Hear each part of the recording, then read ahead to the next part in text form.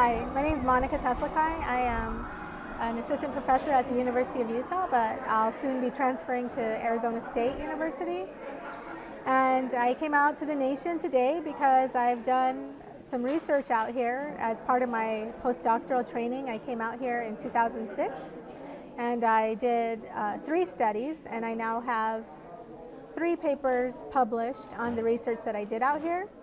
And as a native researcher, as a member of the Zuni Nation, I believe it's very important to give back to the communities when you do work with them. So whenever I get an invitation to come give a talk, I come on out here. I don't ask for any money. I do it, gratis. I do it pro bono, I guess you would say if you were a lawyer, because doing the research out here has contributed to my career and my success as a professor, so I believe I should give that research back to the people.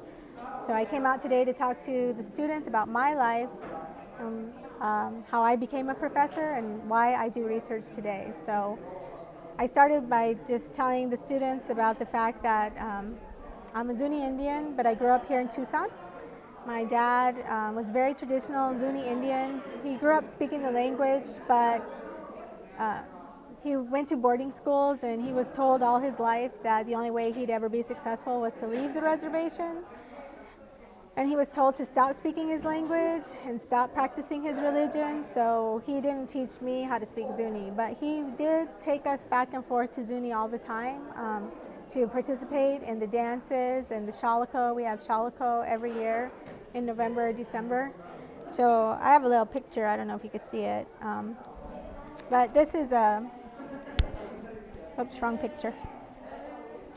This is a shaliko. And so once a year, the shalikos come back to our village to bless us. And we always would go back to Zuni for shaliko, and there's all different kinds of dances that we have. So I grew up knowing the beauty of my people, but I also grew up seeing the hardships of my people, seeing the poverty, seeing the alcoholism and the addiction. But I always knew that the beauty mattered more than the ugliness, and so I always wanted to know how to speak my language, but my dad would tell us not to. And by the time I was 13, because of the difficulties in my family life, I did try to kill myself. And after my 3rd attempt, I ended up at the University of Arizona Hospital in Tucson in the psychiatric ward, where they had me. I was a kid, but I was with adults. And when I was up there, they took us to the Desert Museum, and I had a vision there where I went to watch the eagles, because I knew eagles were sacred to my people. So I went to go get a blessing from the eagles, and one of the eagles came right next to the fence and laid an egg. And that, to me, was a message from my ancestors.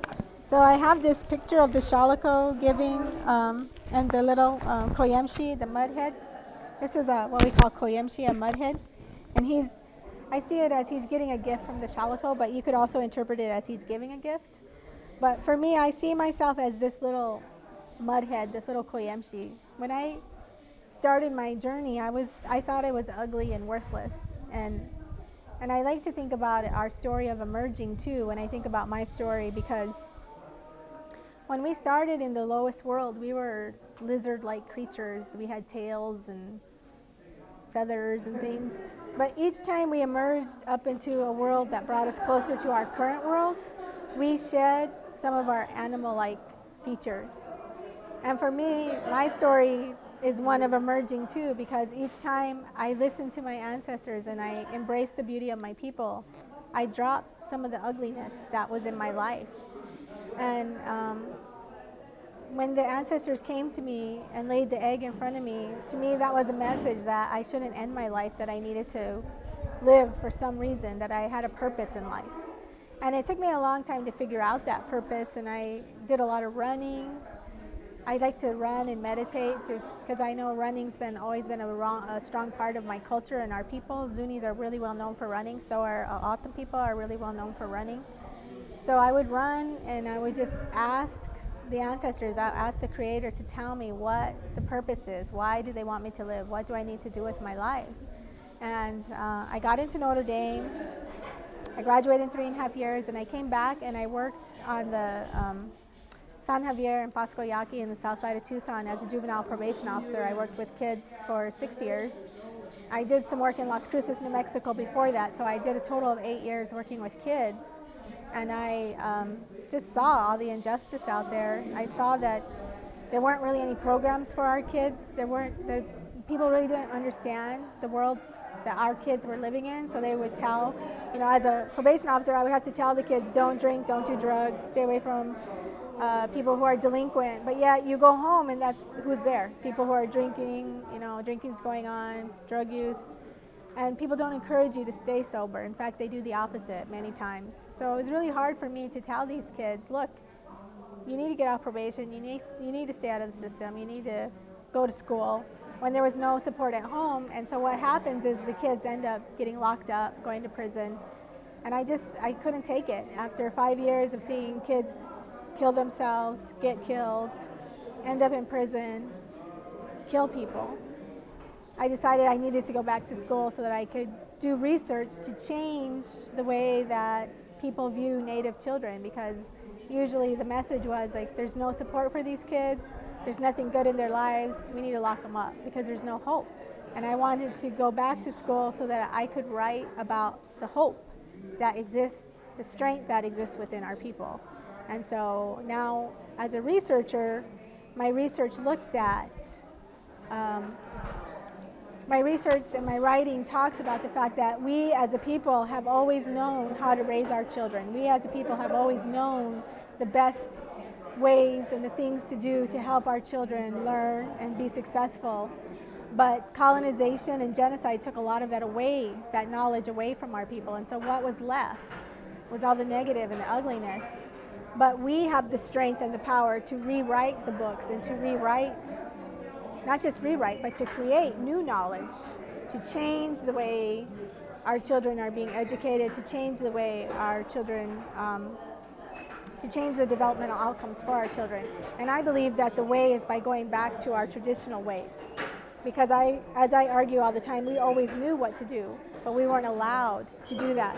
So my research has shown that kids who are actively engaged in their culture are more socially competent and have better academic scores than kids who are not actively engaged.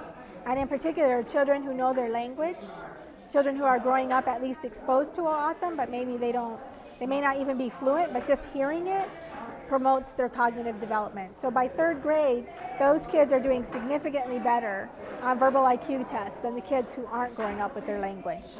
And across all of my cognitive tests, what I showed is that for those kids who have exposure to their language, each year in school, we see higher scores. So they're making progress. But the kids who grow up without their language, there's no change from one grade to the next. So 2nd graders have the same score as 3rd graders, 3rd graders have the same scores as 4th graders. It's just a flat line. So those kids aren't building their skills like they should be. So that tells me that culture, language, our traditional ways are important, and the way to change the statistics we see today, all the negativity that's out there, is to restore our culture, bring it back into the classroom, bring language back into the classroom, and that's the way to change the legacy of historical trauma that we have.